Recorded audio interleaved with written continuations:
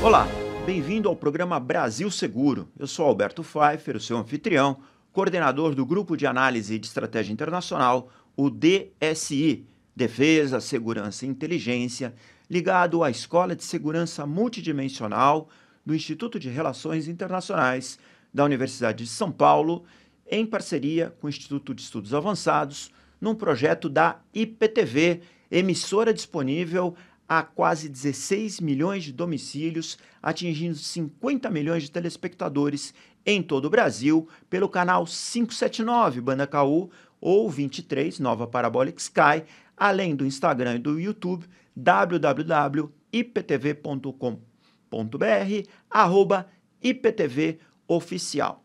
O Brasil Seguro desta semana enfoca o tema da segurança em duas dimensões, que tem correlação com a percepção sua, telespectador, cidadão, consumidor, do que é o conhecimento, a informação aplicados aos negócios e aplicados também às boas práticas corporativas, assim como as relações entre o Brasil e a nossa região com uma outra região de extrema relevância para a nossa identidade nacional, para os negócios feitos no Brasil, que é o mundo árabe. Nosso convidado é Rubens Hanum. O Rubens, um querido amigo que foi presidente da Câmara de Comércio Árabe Brasileira, aliás, tem uma carreira na relação comercial, econômica, cultural entre essas duas regiões do mundo. Foi presidente, foi vice-presidente, é diretor, é membro do conselho da Câmara, com extrema circularidade entre o Brasil e os países que compõem o mundo árabe. E, além disso, profissionalmente, ele é administrador de empresas, proprietário, presidente, fundador da H2R, que trabalha com inteligência de mercado, trabalha com levantamento de dados, de tendências de ponta, que possibilitam aos usuários desses dados, grandes corporações, empresas, identificarem tendências de consumo e adequarem os seus produtos e também implementarem práticas defensivas que consigam mitigar a presença de ilícitos em cadeias de valor. Rubens, muito obrigado pela tua presença. Você tem uma trajetória exemplar tanto no mundo corporativo quanto no mundo associativo, presidência de uma empresa que trabalha com inteligência estratégica, com orientação de negócios, de investimentos, e também pela tua atuação na Câmara de Comércio Árabe Brasileira. Você escreveu recentemente um livro, Brasil, Mundo Árabe, que inclusive utiliza elementos da tua metodologia de levantamento e processamento de dados finos, de dados sutis, para identificar tendências de consumo, tendências de investimento. Enfim, nos conte um pouco da sua prática empresarial, o que a H2R faz e como você desenvolveu essa metodologia. Olha, primeiro, muito obrigado pelo convite, é um grande prazer estar aqui e falar desses dois temas que, para mim, são tão sedutores. Bom, a minha prática, eu venho dessa visão de dados e de análise desde a minha juventude. Então, eu trabalho com isso, mesmo antes de fazer administração, eu já trabalhava com isso, já estudava isso e tal. E eu fui vendo, através do tempo, tanto na minha carreira empresarial de multinacional, que eu trabalhei na Ródia, no início da minha carreira, como executivo e tal, que você tem uma importância muito chave de prestar, de olhar para o que está acontecendo no contexto. Você precisa, para entender bem, olhar para caminhos, estruturar caminhos, ver onde é que as tendências vão chegar e tal, você não pode dissociar tudo aquilo que você está olhando através de dados daquilo que está acontecendo, independente dos dados que você tem. Então, é uma soma de elementos. Essa metodologia soma isso tudo. Você soma desde os acontecimentos que acontecem com aquilo que você está estudando, até os elementos que acontecem independente do que você está estudando. Então, quando eu digo independente, eu estou falando de coisas desde clima, fatos políticos, fatos econômicos, fatos comerciais, fatos esportivos, porque tudo isso acaba compondo um grande meio ambiente que vai orientar as decisões, que vai influenciar os caminhos, os relacionamentos. E nós temos também que ver que tudo faz parte do relacionamento. O relacionamento tem a ver, mesmo que as suas decisões sejam extremamente objetivas, focadas, mas os relacionamentos, a parte emocional, ela acaba influenciando, por mais que a gente não queira. Seja ela no trabalho, no relacionamento pessoal, como no relacionamento empresarial. Então, essa soma de tudo isso, essa análise de tudo isso, com essa atenção voltada, é que vai dando essa metodologia de caminho que eu fui implantando em todos os lugares que eu tenho, porque isso é uma coisa, para mim, genuína. Eu faço isso meio naturalmente, mas eu fui conseguindo transformar isso em uma metodologia, tá? em criar instrumentos para isso, para chegar a conclusões e chegar a caminhos seguidos, né? E aí eu tenho um grande privilégio de ter a oportunidade de poder não só estudar essas coisas, aproveitar essa metodologia, implantar essa metodologia, como verificar se realmente ela funciona. Porque eu tive a oportunidade de implantar essas coisas, de usar o conhecimento, de usar as tendências que eu enxergava e verificar se realmente elas estavam fazendo sentido através da ação. Então, eu utilizava muito das análises que eu fazia para estruturar ações, para estruturar estratégias, e aí foi isso durante todo o meu tempo de carreira até aqui, e esse foi um grande privilégio, você poder estudar, criar as hipóteses e testar essas hipóteses e verificar se realmente elas funcionam ou não, e de forma bastante real, como foi na Câmara Árabe, né? Quer dizer, eu realmente testava, mas eu testava e não podia dar errado, porque eu estava implantando, não era um teste, não é? E se não deu certo, tá bom, volta. Não, você tinha que fazer e fazer com que desse certo. Então, isso foi um grande... E com isso, eu aí, só para pegar um pouco como eu falei, eu comecei fazendo pesquisa de mercado. Aí fui trabalhar na Rode, uma grande multinacional francesa, durante 12 anos, e aí criei e fundei a H2R. Hoje a H2R Insights e Trends, que tem 36 anos, sempre nesta área, trabalhando aqui no Brasil e internacionalmente, fazendo muito trabalhos internacionais com toda essa visão de metodológica para entender consumo, para entender mercados e tal, mas muito para entender culturas, né? E que é outro passo importantíssimo, você entender culturas de outros lugares, sabe? Olhar para o multicultural, verificar como exemplo, eu te dou algumas coisas de algumas empresas brasileiras que se tornaram multinacionais e acabavam não dando certo em função de não ter entendido a cultura dos países onde elas estavam indo. E aí nós entrávamos no jogo para entender essa cultura e passar para eles, olha, tem que ser por aqui, por ali, os caminhos têm que ser esses aqui. Então, esses estudos também são muito, muito sedutores, muito gostosos. Para mim, eles são um prazer fazer, porque você entender o outro, entender coisas diferentes, a cultura diferente, claro, que é muito interessante. E aí... Esse componente cultural é crucial para se entender e se poder dimensionar investimentos, a presença de uma empresa num outro mercado.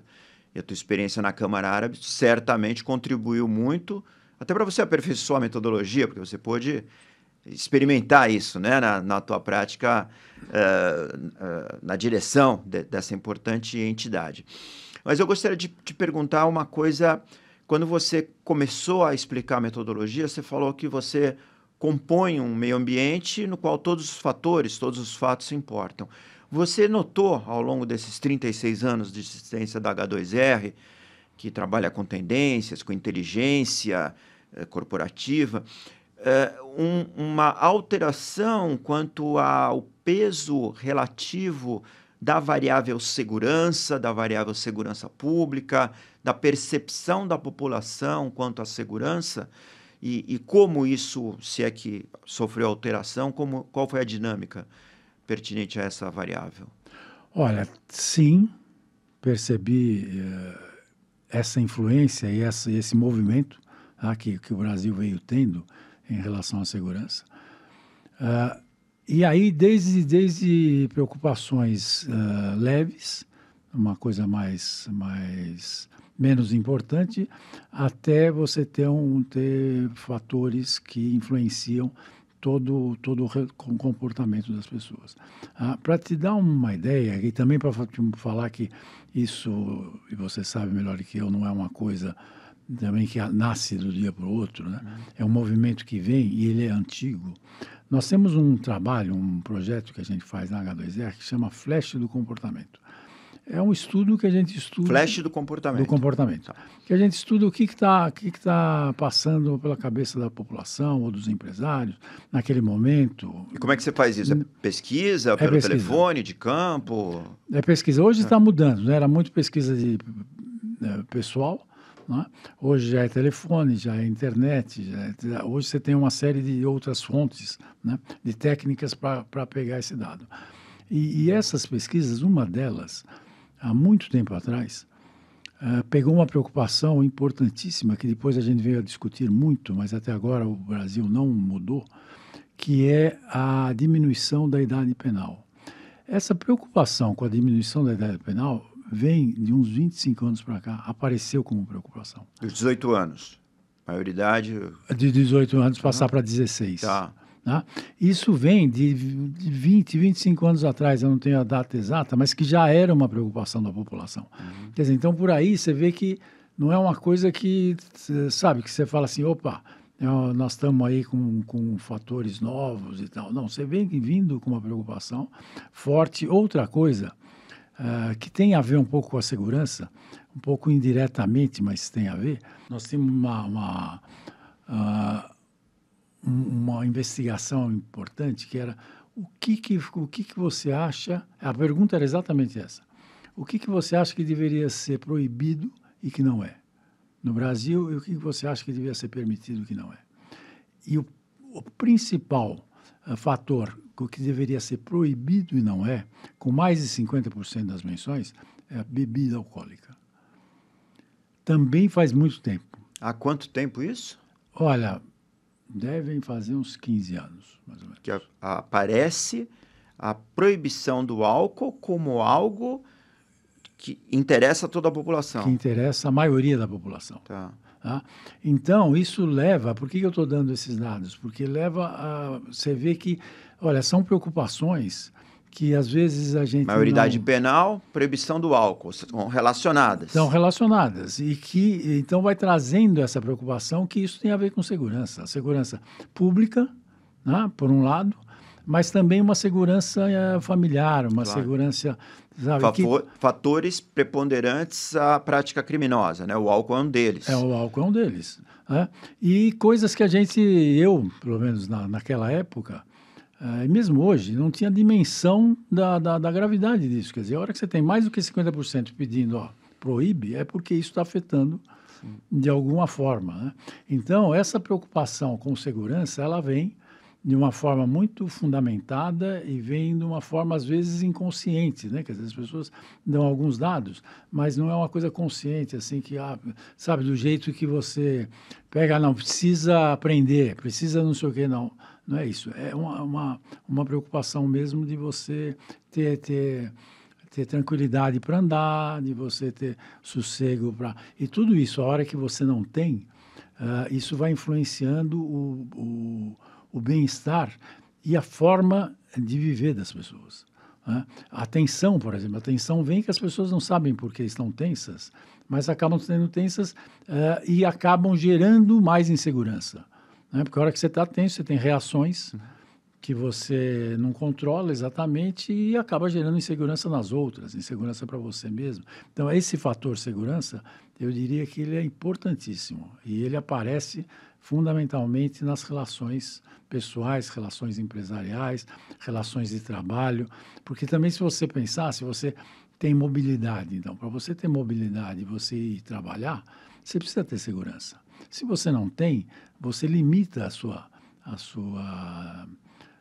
intenção de trabalhar em algum lugar, porque você fala, não, eu vou ter que passar de um veículo para o outro, fazer um movimento aqui, um movimento lá e tal, que você prefere não fazer. Então, tudo isso vai influenciando de uma forma importante. Perfeito.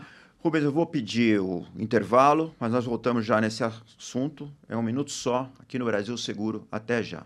Somos a IPTV, a emissora que cresce com você.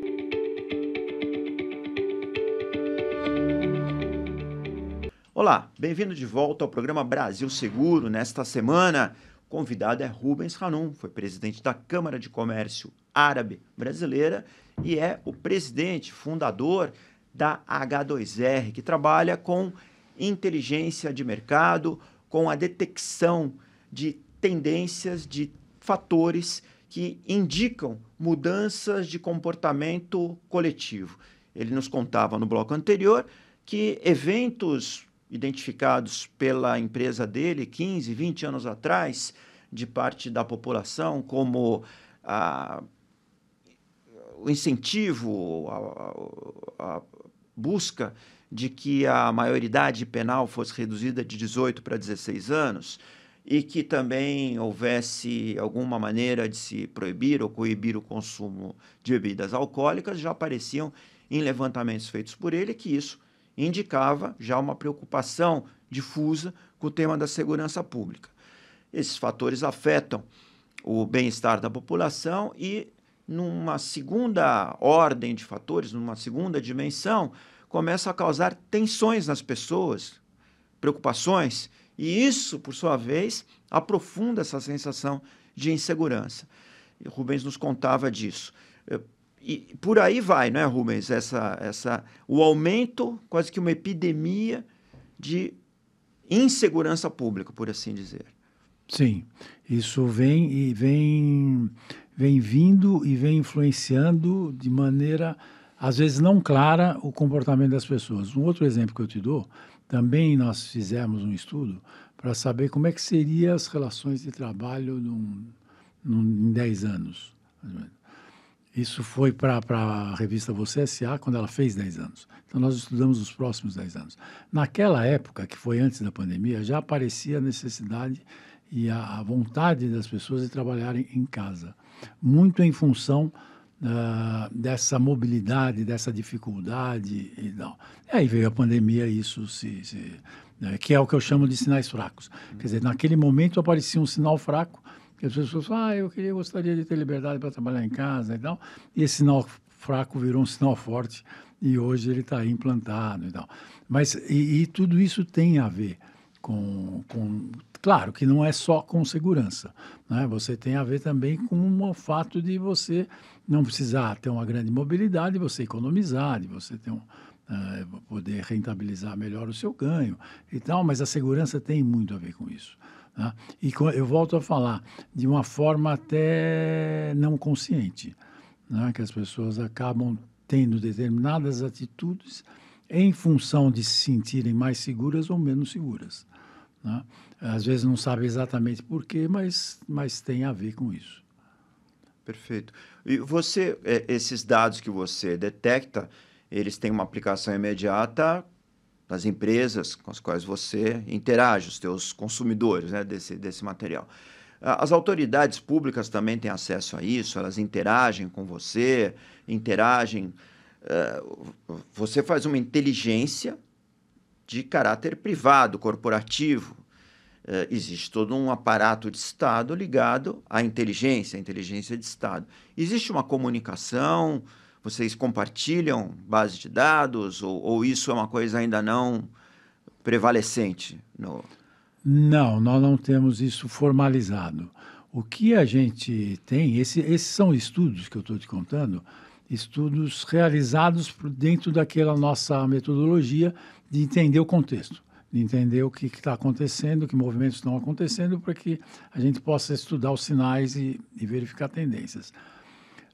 Então, são estudos que nós fazemos por patrocínio próprio da H2R e nós compartilhamos isso com nossos clientes e também com a imprensa, mas não com o setor público. Isso não está... Até hoje, não, isso não aconteceu. Não é impossível que aconteça, mas não aconteceu. seria muito interessante até discutir com o setor público esses dados. Porque você produz algo que é considerado o bem mais valioso nas economias contemporâneas, que é o dado, né? O dado é a atenção, é o par ordenado que atribui valor a qualquer prática empresarial, né? A atenção do consumidor e o dado que vem daquele consumidor ou daquele potencial consumidor de produto público, de serviço público, de produto privado, não importa. E eu trabalho com a área de inteligência também, mais ligada ao setor público, e observo que em vários países, várias economias desenvolvidas, há uma interação muito grande entre os, vamos dizer, os escavadores, né? Os produtores de dados, né? Os mineradores de dados, sejam públicos ou privados, sejam de interesse do tomador de decisão estatal ou de tomador de decisão corporativo, particular. Porque, no fim do dia, essas variáveis interessam a ambos. Então, segurança pública interessa ao gestor público e interessa ao gestor privado, né? As tendências dos consumidores, essas tendências coletivas da população são de interesse de ambos, né? E, enfim, é muito interessante que você seja um produtor de dados, né, desse bem tão escasso e tão valioso, e saber que isso pode ser utilizado pelas autoridades públicas para facilitarem também o seu trabalho, né? Tomara que nós consigamos juntar essas comunidades. Tenho certeza que você estaria mais do que disposto a fazer isso e até se beneficiar dessa interação. Mas, para a nossa audiência, é muito interessante observar de que maneira essas tendências fazem parte do processo decisório dos teus clientes, dos teus consumidores.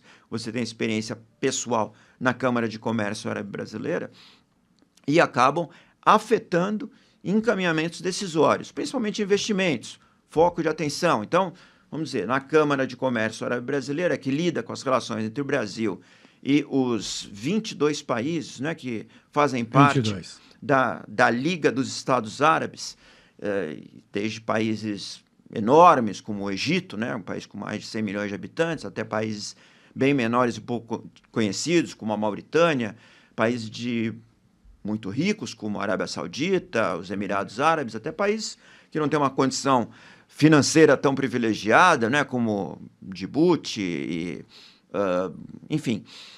Você, ao juntar esses dois mundos, o que você notou? É possível a gente ter o Brasil, ter uma presença mais positiva, assertiva, produtiva para a nossa população, a partir do estabelecimento de relações, nesse caso, ligadas ao setor privado, orientadas pelo setor privado, com países parceiros e aproveitando o conhecimento que dados qualificados ensejam? Como é que foi essa tua experiência? Foram 4 anos, né, na presidência da Câmara de Comércio. 4 anos. Olha, eu diria para você que isso tem toda a possibilidade, é uma grande oportunidade para o Brasil e para os países árabes. Isso já vem acontecendo, de uma certa forma, um movimento que vem crescendo, mas que tem um potencial enorme para crescer. Hoje em dia, nós somos... Quando eu digo nós somos, eu digo os países árabes. Se a gente juntar o grupo de países árabes, os 22 países árabes, é o terceiro maior comprador do Brasil. E compra o que, basicamente? Compram basicamente commodities. Né? Muito mais. E aí tem uma oportunidade. O que são commodities para o nosso público entender? Olha, é açúcar, café, soja... Carnes de frango e carnes bovinas, principalmente.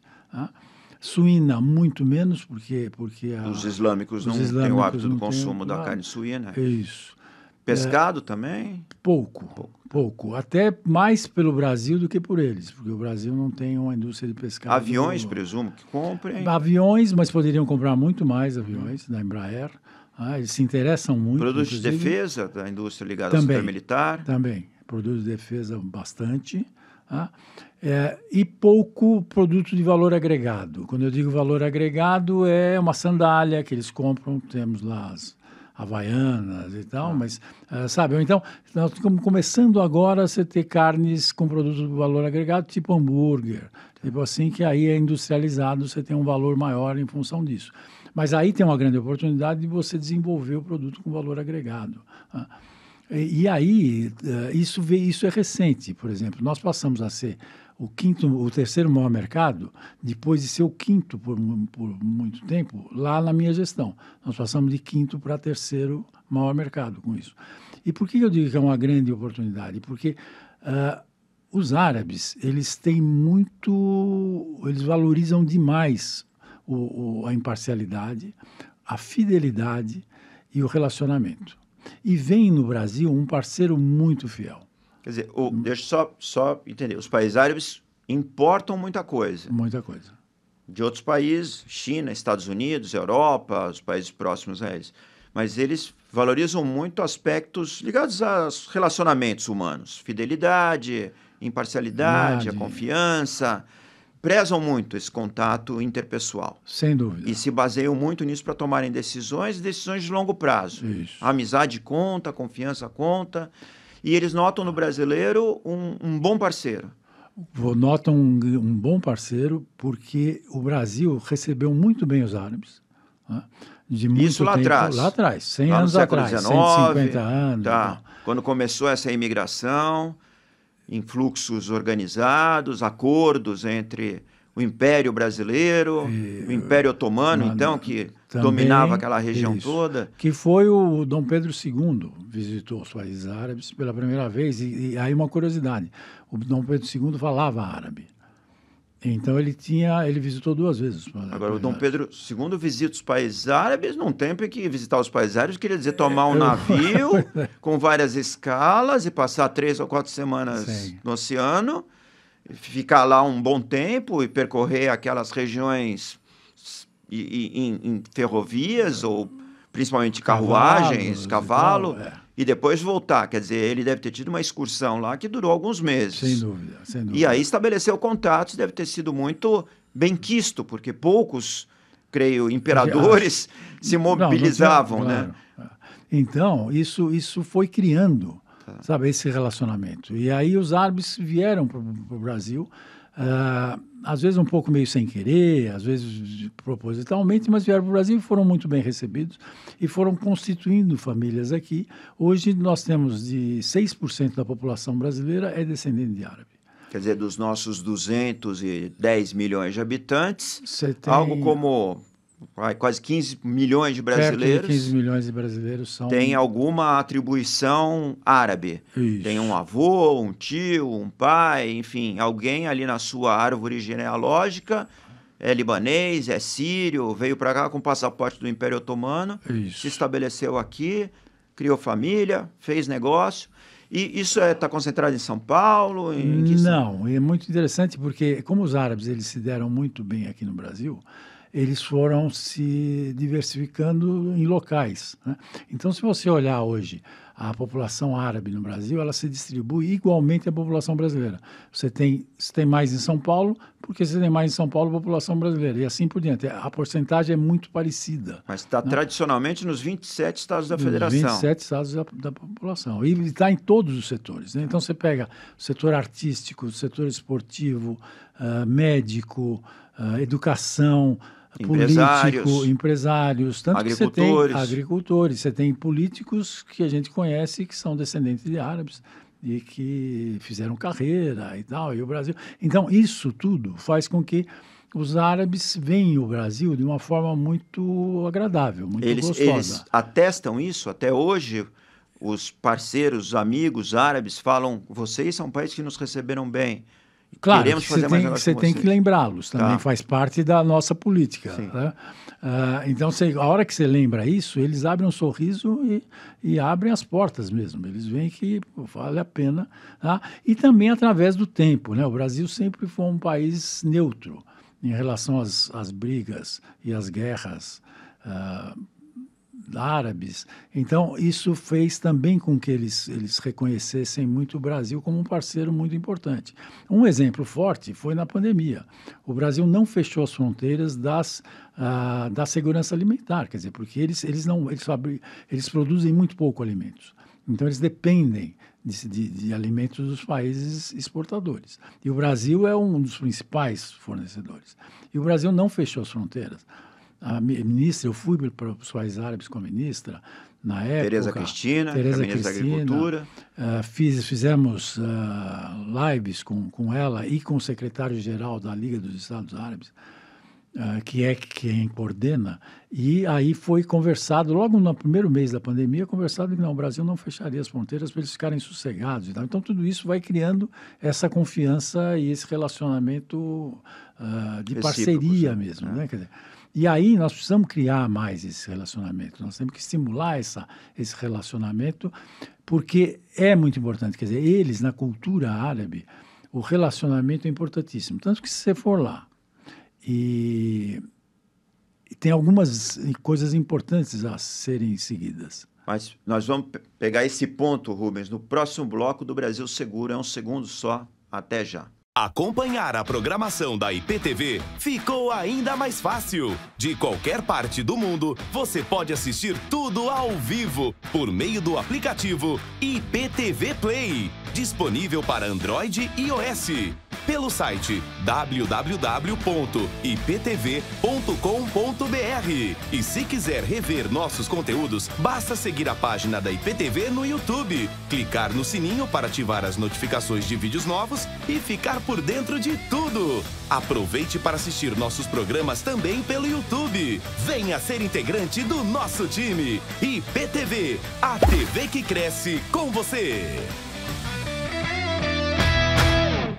Olá, bem-vindo de volta ao programa Brasil Seguro dessa semana, fazendo uma revisão da relação entre o Brasil e os Estados Árabes e também os aspectos ligados à inteligência corporativa e inteligência de dados, os dados qualificados que orientam decisões de consumo, com o Rubens Hanum, que é o presidente da H2R e foi presidente da Câmara de Comércio Árabe Brasileira. Lembrava o Rubens, no bloco anterior, que durante a pandemia o Brasil garantiu segurança alimentar, segurança social para os países árabes quando assegurou o fornecimento de produtos que o Brasil exporta para lá, o açúcar, as carnes, a soja e diversos outros produtos de primeira necessidade, e que com isso tranquilizou as autoridades locais de que de fome o pessoal não pereceria, né? A Covid estava aí afetando a todos, mas o Brasil manteria os seus compromissos. A Câmara Árabe Brasileira foi fundamental nesse aspecto ao propiciar encontros, mediar entrevistas, conversas entre então ministra da Agricultura, Tereza Cristina, e autoridades do mundo árabe. Mas tem muita oportunidade ainda, Rubens, que você identifica como pouco explorada de parte do Brasil no relacionamento com o mundo árabe, com os países árabes, países com os quais nós temos uma tradição de presença há décadas, há séculos aqui entre nós, e que isso abre muitas portas porque o árabe prioriza e privilegia o relacionamento pessoal, a confiança interpessoal, os vínculos que se estabelecem entre parceiros de longa data. E isso o Brasil pode aumentar e melhorar. Isso o Brasil pode aumentar e melhorar, eles reconhecem muito isso, mas desde que nós trabalhemos isso. Tá? Essas relações elas foram crescendo a ponto de hoje os árabes serem o principal comprador de carne brasileira. Tá? E o segundo em agricultura. Mas tudo isso por esse trabalho que pode ser feito e pode ser explorado ainda mais. Eu estava começando a falar algumas coisas desse relacionamento. Por exemplo, se você chegar num país árabe e for direto ao ponto da negociação, você não vende nada. Porque eles não querem, eles não estão querendo comprar alguma coisa de forma factual. Eles querem um relacionamento. Então, eles precisam entender quem é você, quem é a sua família, como é que você está, qual é a sua intenção. Se você tem intenção de trabalhar realmente nos países árabes, não adianta só vender e nunca mais ir para os países árabes, sabe, se implantar lá. Você tem todo um caminho para daí fazer. E aí, a hora que eles percebem que você realmente tem toda essa intenção, eles viram muito fiéis, a ponto de comprar produtos com preço maior, mesmo sendo um preço mais caro do que o concorrente, mas em função desse relacionamento. Eles mantêm a fidelidade. Tá? Como você tem um outro exemplo, pegar um outro exemplo que nós tivemos, a carne fraca. o evento da carne fraca, que foi uma denúncia no Brasil de que a carne brasileira tinha papel cartão nela e tal, não sei o que. Isso foi lá por 2017, 2018. Tá? E aí os países todos, vários países pararam de comprar carne brasileira até que isso fosse estabelecido. Então, e aí o que nós fizemos? Não era verdade isso tudo, mas isso tinha que ser, porque foi o próprio Brasil que falou. Então, o que nós fizemos? Nós levamos o governo brasileiro para os países árabes para conversar, olhando olho no olho com os ministros dos países árabes, mostrando a verdade e mostrando o que estava sendo feito para aprovar isso. Tá?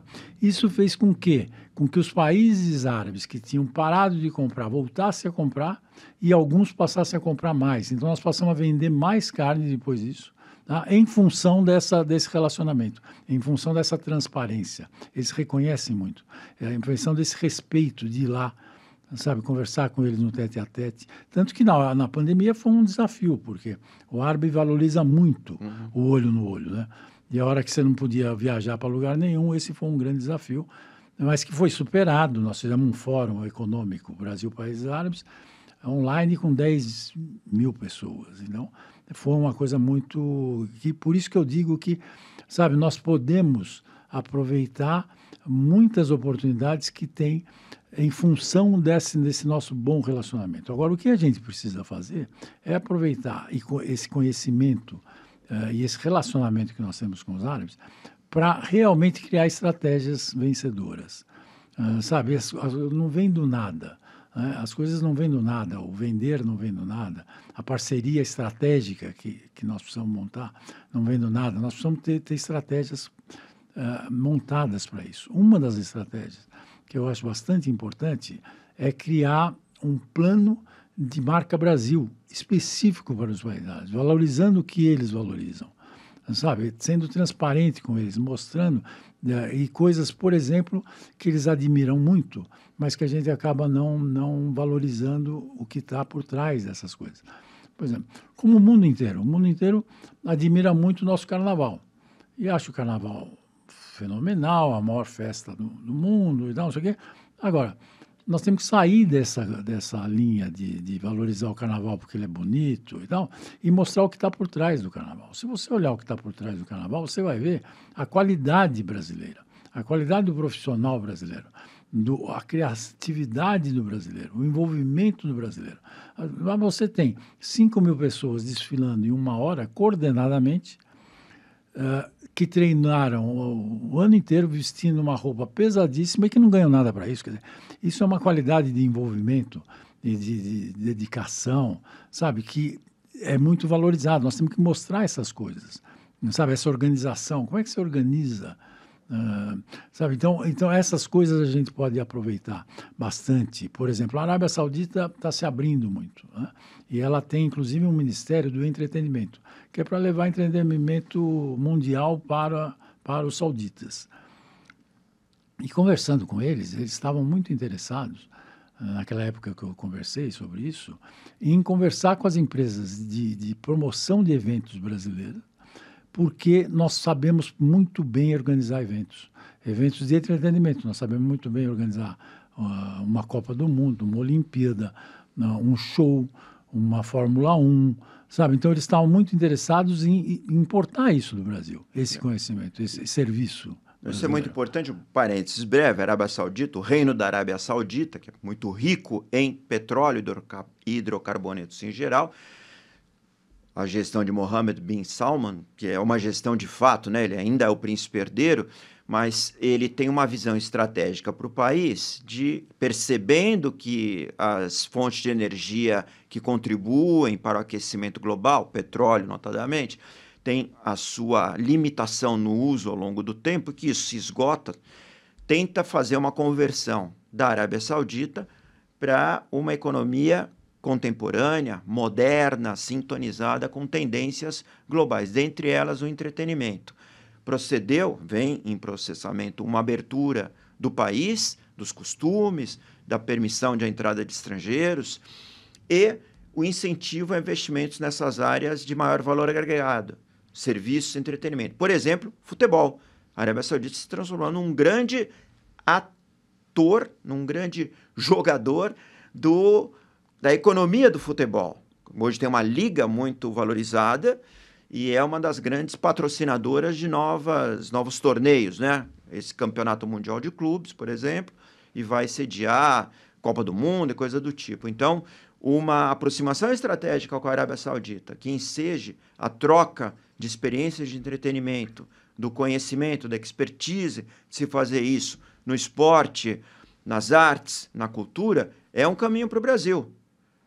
É um caminho para o Brasil e é um caminho para os brasileiros também, porque se nós olharmos, essa área geográfica do mundo está se transformando numa área vital. Tanto que a gente olha a geopolítica, você vê que está indo um pouco para aquele lado e eles estão se desenvolvendo muito tecnologicamente. Sabe? Tanto que inteligência artificial, que a gente aqui, às vezes a gente não tem esse contato, mas você pegar Bahrein tem grandes nuvens, né, das grandes big techs, então muitas estão no Bahrein é uma pequena ilha no litoral da Arábia Saudita, próximo ao Catar, que é uma península na Arábia Saudita, que é um país. Um pequeno país árabe. Pequeno país árabe, né? Fica no Golfo. Né? Então, e lá eles estão se desenvolvendo muito com isso, estão desenvolvendo muito a educação. Você tem nos Emirados, por exemplo, você tem universidades como Harvard, etc., estão lá. Né? Então, isso também é uma possibilidade para o Brasil e para os brasileiros estudarem lá, trabalharem lá, sabe, crescerem lá e fazerem esse relacionamento, porque esse relacionamento, por que eu digo que é uma oportunidade? Porque é uma forma de você sair da briga das grandes potências e ter alternativas de comércio e de relacionamento sul-sul, né? Que já começou a acontecer há um tempo atrás, né? Que tinham fóruns que estava com a América do Sul e países árabes, e que, em um determinado momento, foi meio congelado com a pandemia e tal, mas que deveriam voltar para continuar esse desenvolvimento dessas relações, porque tem muito a ver, sabe, um lado com o outro, e aí sem falar no turismo, né, que é uma outra fonte importante de receita para o Brasil, poderia ser ótima, pode ser ótima, tá? E para os países árabes também, e os árabes viajam muito. Só que para isso nós temos que nos preparar muito, porque não é fazer um produto, produzir um produto, mandar o produto para lá em boas condições e tudo. O turismo faz com que você tenha uma educação diferenciada, faz com que você seja treinado diferenciado, porque eles têm hábitos diferentes, a cultura deles é outra, nós precisamos entender, o alimento é outro, tanto que você tem o alimento halal, tá? Que o halal, o que é? O halal é uma forma de tratamento do animal, primeiro, se a gente falar em proteína, tá? Mas hoje é um estilo de vida, então você tem um estilo de vida halal, que leva em consideração só o que é permitido, né? O que é lícito. Então, e o que é saudável. O que é halal é saudável. É saudável, exatamente. Então, se você tiver mesmo... E por que eu falo que é um estilo de vida? Porque isso está se estendendo também à população não muçulmana. Porque é mais saudável, é isso que você falou. Se eu posso escolher entre um halal ou não halal, eu vou pelo... O selo halal é um indicador de uma coisa boa, que não vai me fazer mal, que vai estar com o meu corpo de uma maneira positiva, né? Isso. Então, e o Brasil é especialista nisso. Nós somos os maiores produtores de proteína halal do mundo. A gente fornece não só para os países árabes, mas para os 57 países islâmicos. Tá? Então, aí nós temos essa grande oportunidade e eles reconhecem isso. Só que, para isso, nós temos que trazer isso para o Brasil, mostrar isso para os brasileiros. Os brasileiros precisam respeitar a cultura árabe no hotel, sabe? Ter um hotel preparado para o halal, ter uma cozinha preparada para o halal, um restaurante que sirva alimento halal, e aí nós teríamos um turismo extremamente, só que o desafio é forte. É forte, mas não é intransponível. Não, de jeito nenhum. E é essencial que o Brasil, que tem essa base árabe, o Brasil pode ser considerado um grande país árabe. Sim. Poucos países árabes têm mais de 15 milhões de habitantes. Então, o Brasil figuraria, né, num ranking populacional da sua população de cerca de 15 milhões de descendentes árabes. Aliás, muitos libaneses, muitos sírios, né? figuraria como um país árabe, no qual a comunidade árabe convive harmoniosamente, e isso ainda ocorre hoje. Quer dizer, o árabe turista que vem para cá, embora haja necessidade de se suprir algumas especificidades ligadas à religião, à nutrição, mas o tipo físico, digamos assim, ele é um brasileiro, né? Ele não é estranhado. Ele não chega como talvez chegue na Europa, ou na China, ou nos Estados Unidos, e já exista uma prevenção, né? Ele aqui é um irmão, ele aqui é um de nós. E isso tem um efeito muito grande, porque o acolhimento é muito valorizado na cultura árabe. Então, nós creio que estamos diante de uma enorme oportunidade de estabelecer vínculos que já são existentes, mas cada vez maiores e mais profundos, no momento em que essas parcerias têm um significado cada vez maior. Num mundo em que tensões se aprofundam e aumentam, em que o conflito passa a orientar os posicionamentos dos países, e o Brasil, por estar afastado de centros de conflito e ser um país fraterno em relação aos povos árabes, aparece como um parceiro preferencial. Eu acho que isso tudo está no teu livro, inclusive, né? Tá. Você não quer falar um segundinho do livro? Que a gente já vai fechar. Não, então, o livro tem isso tudo, tem um pouco mais, a gente analisa todo o contexto dos países árabes, a cultura, o relacionamento, mas também o futuro. Que potencial é esse futuro? E com um capítulo final que é dicas. Então, se você não quiser ler o livro inteiro, você vai lendo algumas dicas de como é que se relaciona com os árabes, que cuidados tem que tomar. Inclusive, dentro do livro, tem pesquisas muito importantes. Uma delas, só pegando o gancho do que você falou, como nós temos 6% da população é de descendência árabe, 26% da liderança empresarial brasileira é de descendência árabe. Então, isso mostra esse acolhimento mesmo, essa abertura e essa oportunidade. Social. Ascensão social. Que é um indicador de acolhimento, de permitir que qualquer um se faça a partir do seu mérito numa sociedade como a brasileira. Isso. E que está aberto aos árabes, porque você tem a liderança que é árabe, está aberta a receber os árabes e receber negócios árabes. Muito bem. Com a dica da aquisição do livro Brasil e Mundo Árabe, de Rubens Hanum, foi presidente da Câmara de Comércio Árabe Brasileira, presidente da H2R, consultoria empresarial, inteligência corporativa. Eu me despeço de vocês da edição do Brasil Seguro de hoje. Muito obrigado e até a semana que vem.